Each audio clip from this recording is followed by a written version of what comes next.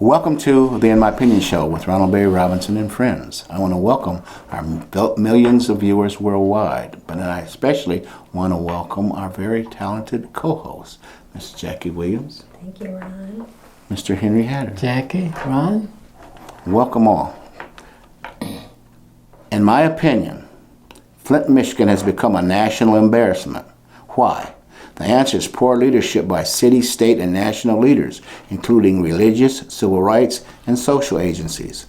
Most have no vision, no integrity, are only after what they can get. The mindset is, I get mine, you get yours. Flint, Michigan is one of those cities that have no positive plans for the future, a city that goes along to get along. If I was mayor, I would clean up City Hall from top to bottom and demand accountability on all levels. No more good old boy women shit. I would be a leader and not a follower. I would not be dedicated or obligated to anyone rich or poor. The citizens, meaning all, would be my first and only priority. Social agencies, civil rights, law enforcement, stop blaming the poor and marginalized for the condition of the city and its populace. They need help in the poorest city in the state of Michigan and country. We need jobs as our first priority. No jobs, no affordable housing, no growth, poor health care. No police or fire protection. Crime is going unchecked due to layoffs. Quality city services is all but gone. But City Hall can hire people at 6-digit salaries. It's no wonder this once great city is in such dire straits, the abyss with no end in sight. Flint, Michigan, and my adopted city for the last 25 plus years, once the pride of America with livable wage jobs, quality education, a safe place to raise families and growth, has become a third world city in my opinion, with crumbling streets, burned out housing and businesses by the thousands. Educational levels have dropped substantially. Thousands of people have already left the city to find better, and more are leaving daily, and still more want to leave. No employer will come to this city or any other city with these kinds of statistics. All we get from those so-called leaders is bull and more bullshit. We must change this mindset. How? Any ideas, Mr. Hatter? I'm going to yield to Jackie first, if you don't mind. You brought up some very good points. Our leadership truly has failed us from the top all the way down. And when the state took over, they pretty much had their own ideas about what they were doing, but they didn't care about the viability of Flint. They just cared about doing certain things to get them done. Also, in order for us to get back to where we need to get back to, we need to have a vision and a plan, as you said. The Bible says with no vision we will perish, and that's what we're doing because we're just going through day by day. Schools are closing. I think they're even considering the last high school to be condensed to one high school in the city of Flint, which is very unheard of. But because we have poor leadership and people are coming here that really don't care about us. But then you look at the way that City Hall is set up. We are so top heavy that I would rather have police on the street versus all the administrative jobs with car vouchers. I think that stuff could have been held off a little bit, spread out the work and hire some more police. And we even did a millage increase to get more police. And I don't recall ever seeing additional cops on the street. So we have failed the people here over and over again. And until we come to a solution, like the water, we come into a solution. They fought until they came to a solution. We need to fight for jobs like that because Mayor Willing said that he was going to, no, not Mayor Willing, Governor Snyder said the reason why we were going to a right to work state is because we were going to bring in jobs. I don't know any that has come because we're a right to work state. I know many have left because it's cheaper to work other places. So all the things that we have been promised, there's been a lot of broken promises from the governor all the way down to the mayor and the city council members. So I just think people should be accountable in offices before they run. You need to make sure that they have Flint's best interests first and not their own agendas. Now I yield to you, Henry. Well stated. First of all, The governor's position is to see when cities are struggling and can't manage their own governance in the name of the people, then the governor must step in. He must seize their authority. He has the right under the Constitution to do that. But the people who live here, it is their rightful jobs to see that they have adequate income to provide services for people who say they need these services, police, fire, school, whatever the service is. And we need to make sure that the money is adequate, renewable, and available at all times. But that just didn't happen in the city of Flint. Just like Ron said in his preamble, and you followed him and said that the leadership has failed.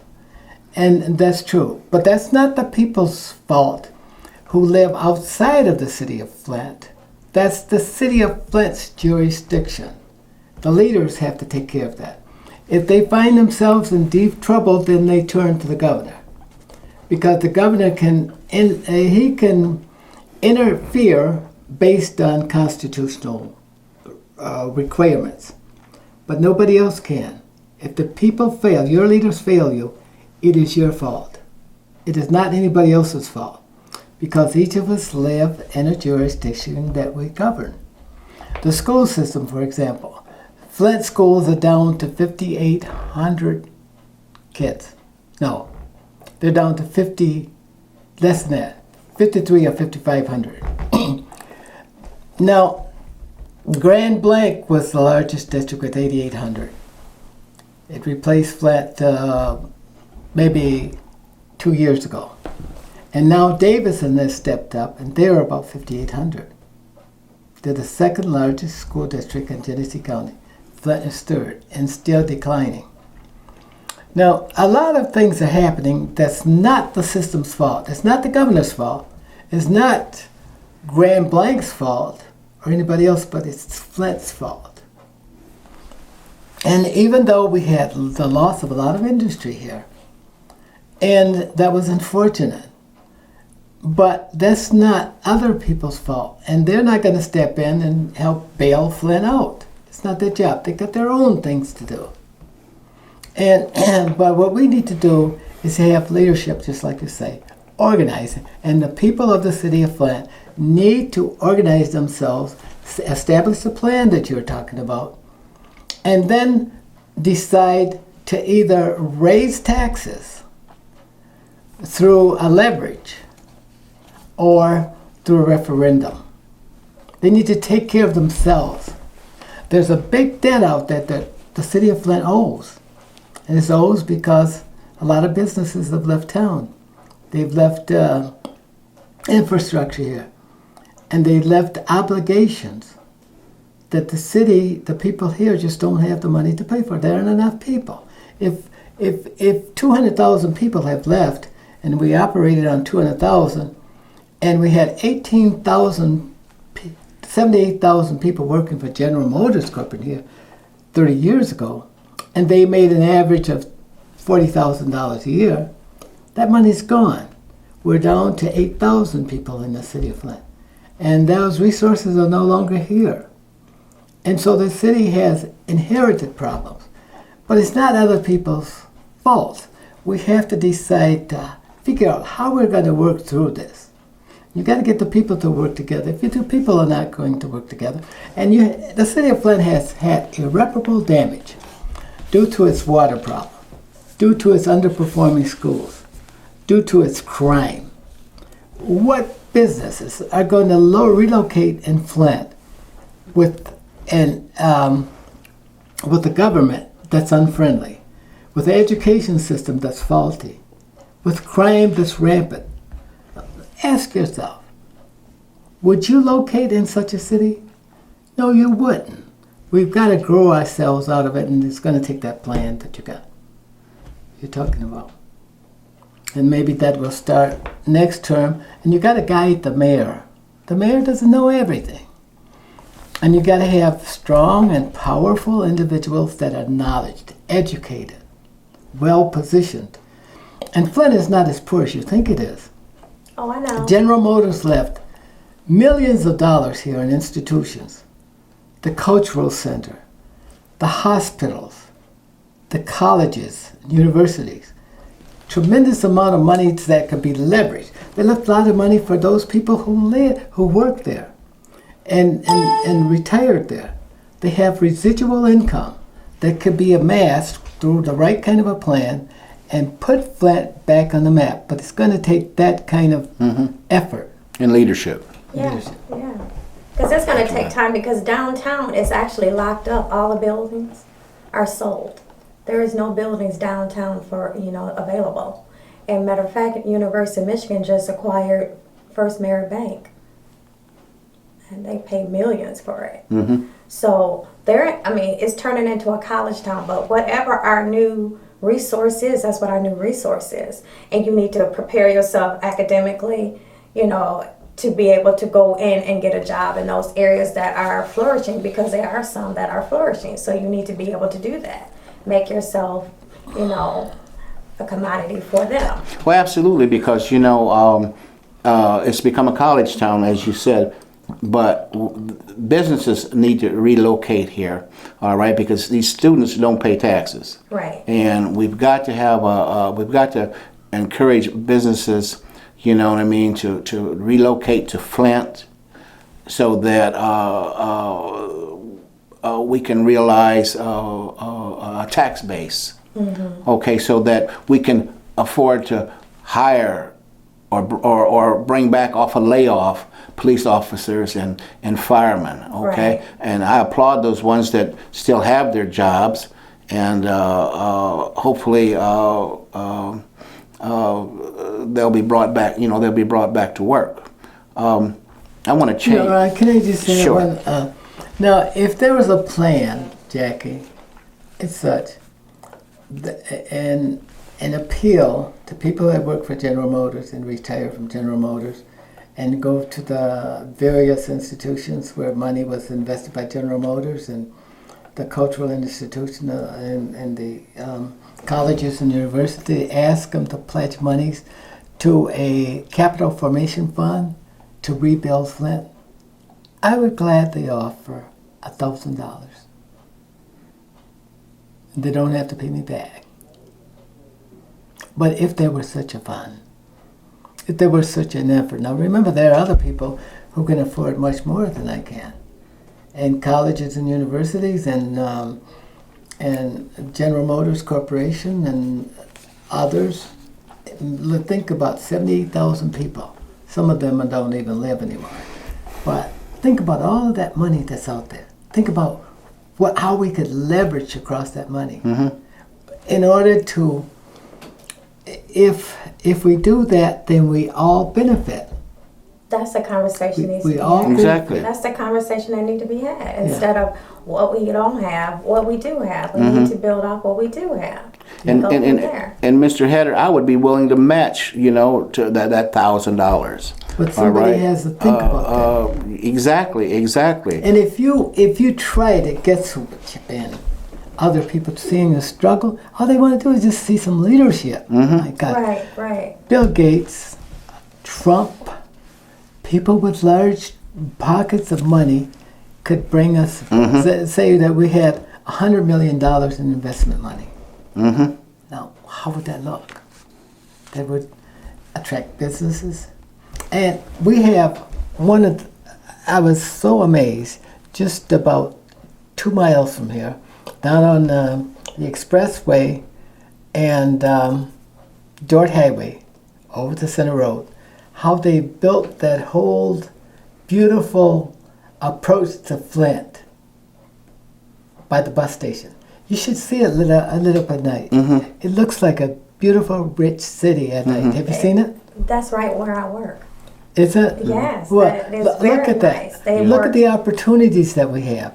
And Tim Herman just talked about it. I didn't get to it on the comment section with the mayoral candidate, but it was one of those that shows possibilities. We need to have that plan. See if you can generate it. Well, let's change course here. Why do Americans and Canadians celebrate Christopher Columbus Day? He was a murderer, a rapist, a slaver, and according to history was responsible for the murder and disease of millions. Why in the world do we celebrate Christopher Columbus Day? It boggles the mind, and I'm sure the question is going rampant on the internet. Okay, history will tell those non-believers, just pull up Christopher Columbus on the internet or go to your public library and bring him up. It will tell you everything. Okay. According to established history, he never came to the United States, all right? It was the islands, all right, and South America. Jackie, you had something interesting to say about Christopher Columbus. Yeah, it was actually really cute on Christopher Columbus holiday on Monday. Somebody had on Facebook, Christopher Columbus, you are not the father of America. Kind of off of the Maury show. So that was really cute, but it's a thought-provoking statement. It made you think about what he was saying. And when I saw the statement, I started to do my research, and I was just really, really taken back by all the things that he had did that was not positive. And I was disappointed that we would actually set aside a day for somebody that took from people more than he gave. So everybody has their own opinion, but my opinion is you can't discover something that was already occupied. And then you can't ostracize the people that were already here and use them as your slaves and, barricade them and take from them what they had already put together. So his whole thing that he stood for was not positive. So I don't know how, out of all the great people we had in America, how you would put a holiday to promote what he did. So I don't celebrate Columbus Day. And I don't either. Never have, really. Okay, that's the same thing as I don't celebrate Thanksgiving either, for the very reason is that history will tell you. Okay, you don't have to take Ronald Barrington Robinson's word for it. History will tell you that the very people that helped the Pilgrims from starvation, the very same Pilgrims killed many of those people. Okay, and Native Americans will attest to that. Mr. Hedder, what's your thought? Ron, I'm going to depart just a little bit, Ron. History doesn't always get it right. I believe that there were less than 6 million people in the world when Christopher Columbus lived. 6 million in the whole world. And he may have killed a couple hundred people. And to that, maybe in those days, that was seen like a slaughter of a large group of people. But there wasn't that much population. He decimated entire nations. Okay. All right, from the Bahamas all the way to South America. It's there. It's there. It don't say nothing about no couple hundred or anything like that. Ron, all right. Stop. Do the math. Go back to the internet and look at the population of the world in 1500. He sailed in 1492. Now I remember from a boy, and I always remember the poem, Christopher Columbus sailed the ocean blue. And I had that great rhythmic type, and he became my hero. And I know today that had Christopher Columbus not lived, you wouldn't be sitting at this table, sir. You would. You wouldn't either. You would not be sitting. Because Christopher Columbus made it possible, his action made it possible for all of those events to occur so that you would be born. And the world would look like it is today. Somebody had to do it. Somebody discovered a new world.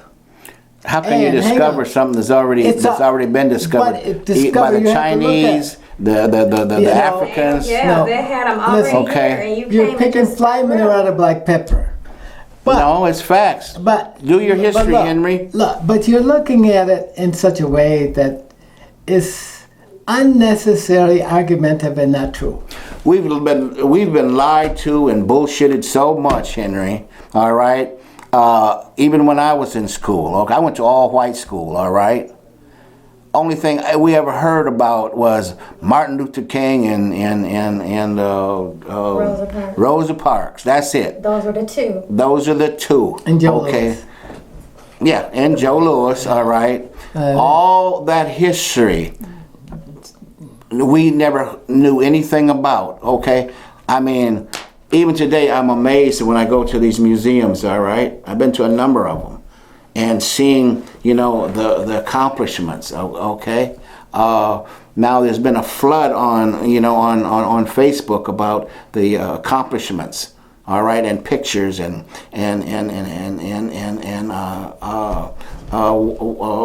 ways that you can get into, different archives and so forth, okay? I don't like folk changing history to suit themselves. But All right. Ron, that was the time that those people they controlled the argument. Right, but now it's time to let the people Okay, know the you're truth. You're right. Get it out there. I'm not arguing that. Henry, you say what? He's that, right. That was, now I'm not arguing against that. Okay. But I'm arguing for the event that occurred. Christopher Columbus made that event that brought us our existence. We could have never been born. The world would be different without that particular event, because it was to give rise to the greatest nation ever, and we. And But it you came at a cost. That's what we're telling you. It but came at a big everything, cost. the Romans did the same thing. Without the Romans or the Greeks or the Israelis or the Hebrews, none of that. We would be here if those events, certain events didn't occur in history. And Christopher Columbus happened to be one of them. And so even though you don't like him, and he may have never seen a black person, I don't know whether he did, but he obviously couldn't have anything against you if he didn't know you existed. But he knew the American Indian did. And he had to remove those if they're who challenged him. That's what you do. You're an occupier.